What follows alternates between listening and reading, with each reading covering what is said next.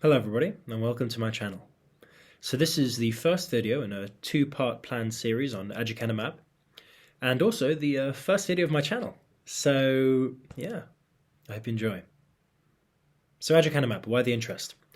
Well, Aducanumab is a biologic developed by Biogen that was approved by the FDA in 2021 October, which is purported to alleviate the symptoms of Alzheimer's disease. Now, everyone will know what Alzheimer's disease is. It's a neurodegenerative condition that is responsible for 60 to 70% of all dementia cases. It's a pretty horrible disease, and any treatment that could be made for it would be welcome, I'm sure, in the global stage. But there's a bit more to it than that, and I will seek to address that in my two-part series. First off, though, the biological mechanisms. How does it work? How is it purported to work? What binding? What proteins? What mechanisms of action? This is what this video will address. So in order to punctuate and illustrate my points and the data that I shall be researching and sharing with you, I will have graphics. So PyMol will be my primary use and primary source for these such graphics. And I'll have different molecular interactions, structures of proteins, and I'll be able to show you a bit about what this disease is, a bit about the condition or the symptom of the condition Alzheimer's that Aducanumab purports to treat, which is the clusters of amyloid beta plaques. Doesn't sound super interesting, but I think you'll find this quite good if you stick around. But anyway, Aducanumab, video 1. I hope you enjoy.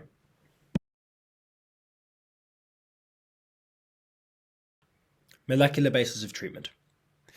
So Aducanumab is a monoclonal antibody, which is a specific type of biologic drug, which I'll go into in more detail later. The molecular basis of treatment I'm going to split into two sections. So the first section is going to be looking at the pathogenicity of amyloid beta plaques. So what specifically they're purported to do in the disease, how they form, different mechanisms of action. This science is not exact. The etymology is not yet fully known, but there are some good hypotheses, some good evidence backing that up, so I'll be able to run through that in the first section. The second section, I'll look specifically at Aducanumab, so what the drug is, a monoclonal antibody, and what that means for its mechanism of action, how it treats amyloid beta plaques, and how its pharmacokinetics and pharmacodynamics work.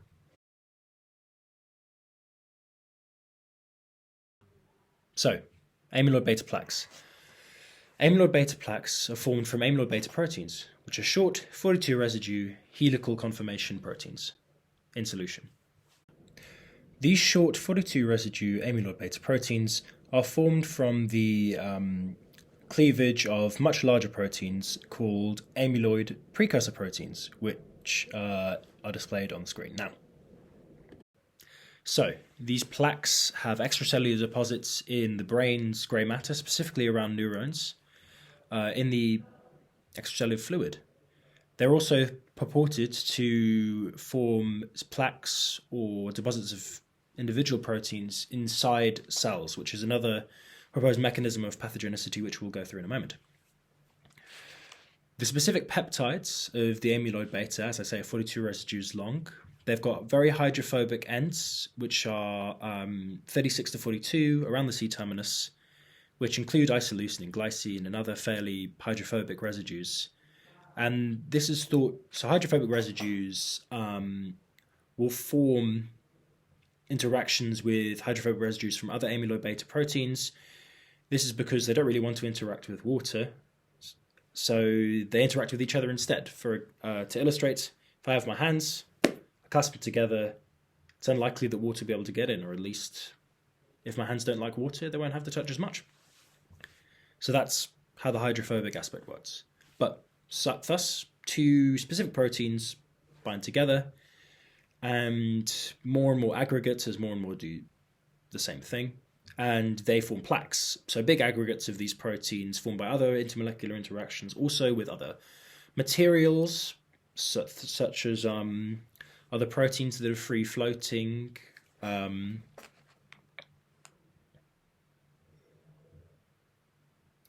parts of damaged neurons and other macromolecules which are in the ECF. So these plaques form between neurons, deposits, and inside the cell, which is what I said earlier. So, pathogenicity of amyloid beta plaques and proteins in Alzheimer's disease, so within the brain.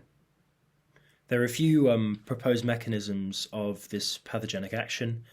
I'm going to be reading 3 from this PMC article, which I will link in the description, which also links other studies that prove systematically and evidence the claims that are made on the pathogenicity of amyloid beta plaques in Alzheimer's in this study.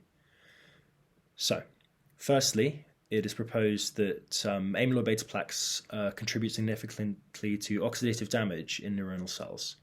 So this is because amyloid beta plaques, as well as accumulating individual amyloid beta proteins, also accumulates, as we discussed earlier, macromolecules, different other proteins, and neuronal debris.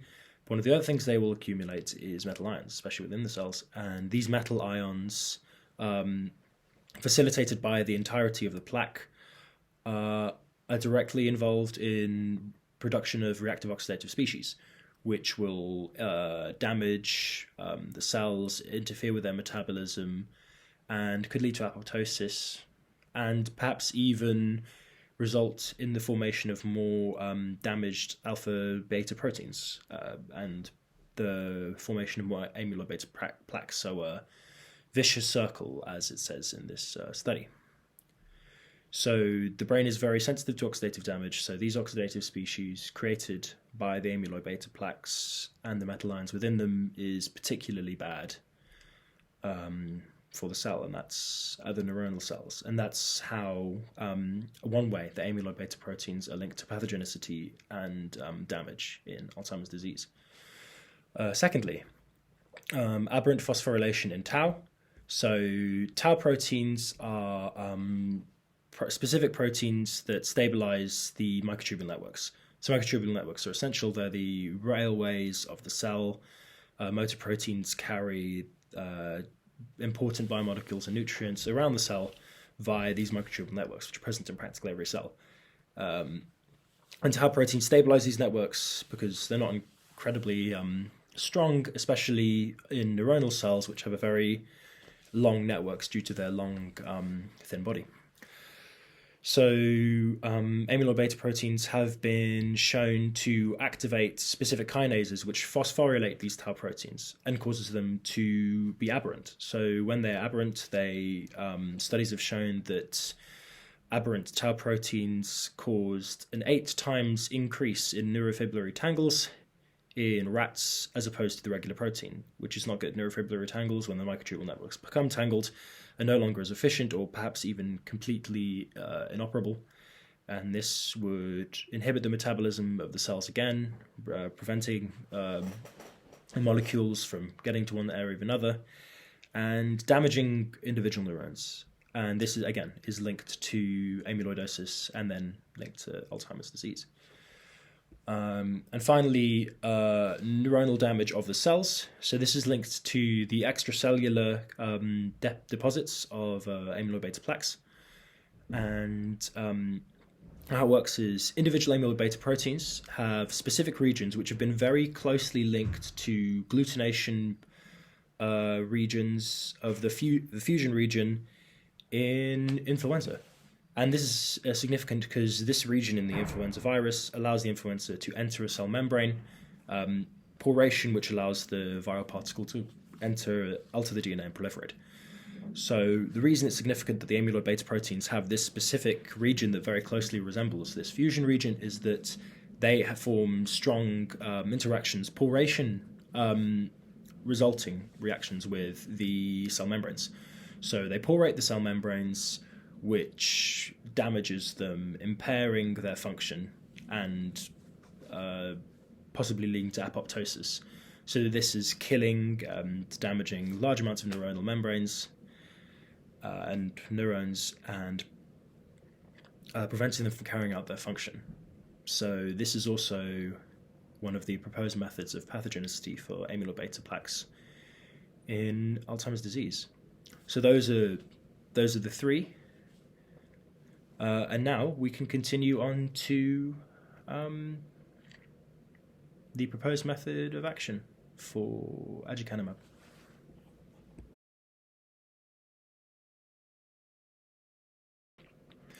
So, how does aducanumab purport to treat Alzheimer's by way of amyloid beta plaques? What does it target, or what does the drug specifically do?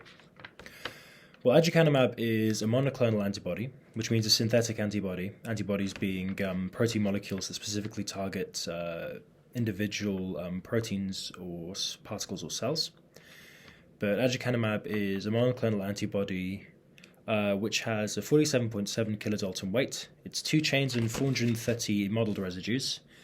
It specifically targets amyloid beta proteins, specifically the amyloid beta proteins that make up clumps, that make up plaques.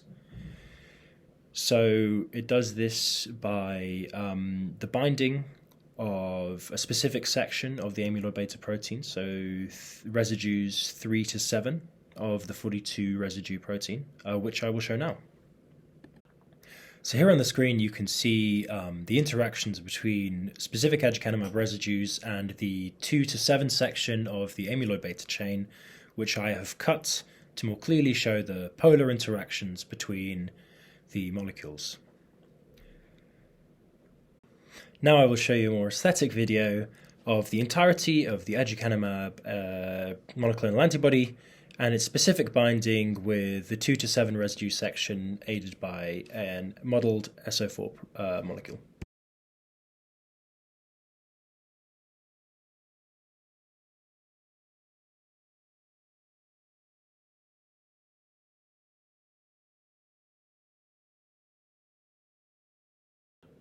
So, for the molecular basis of treatment, so far I've outlined amyloid beta plaques, their significance in Alzheimer's disease, and why aducanumab targeting these plaques could ostensibly have a clinical benefit.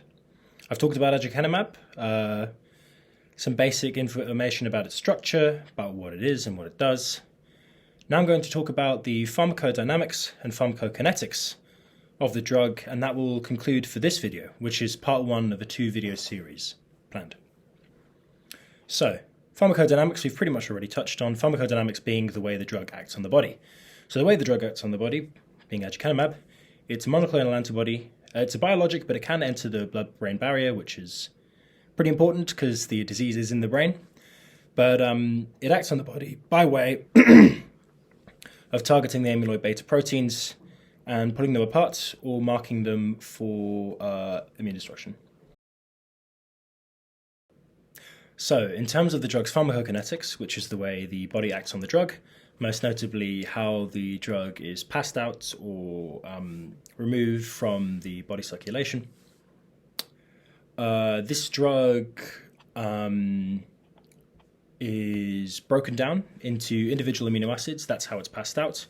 And these individual amino acids are either recycled by the body or catabolized for energy. So it's broken down by catabolism. It has a very long half-life of 24.8 days. In terms of some more esoteric, not if you're a pharmacology student, but esoteric values, it has a 9.63 volume of distribution. The clearance is 10 milligrams per kilogram of an intravenous dose. The clearance is 0.39 milliliters per hour per kilogram. And for the absorption, a Cmax of 182.7 micrograms per milliliter is reached by a 10 milligram per kilogram intravenous dose with a Tmax of 3 hours.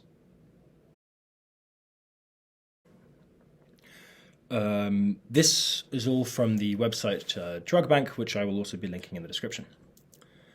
Finally, Drug Bank outlines some of the toxicity concerns, but toxicity is one of the topics I've decided to postpone for next video, as I believe it's more topical for the discussion around aducanumab.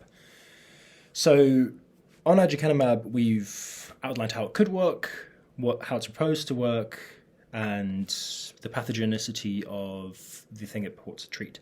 We haven't actually talked about any evidence for aducanumab itself and Does it do what it says on the tin?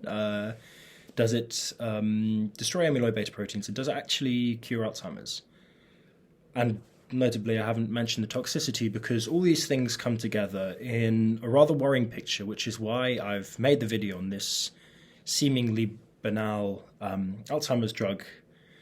And the more controversial aspects of this drug will be discussed in the next video. So this drug has a rather worrying toxicity, a rather worrying lack of efficacy on both its proposed grounds and on the actual treatment of Alzheimer's itself.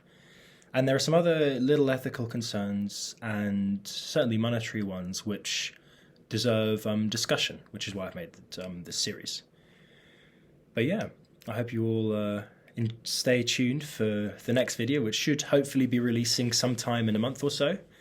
There's a lot of research to do, and there's a lot of evidence and a lot of fact-checking that needs to be done. A lot of people have different opinions on the efficacy of Aducanumab, which is quite well shown by the distinction between the American FDA, European EMA. One has approved the drug, albeit in only specific circumstances. One has completely disapproved the drug. So quite a marked distinction there.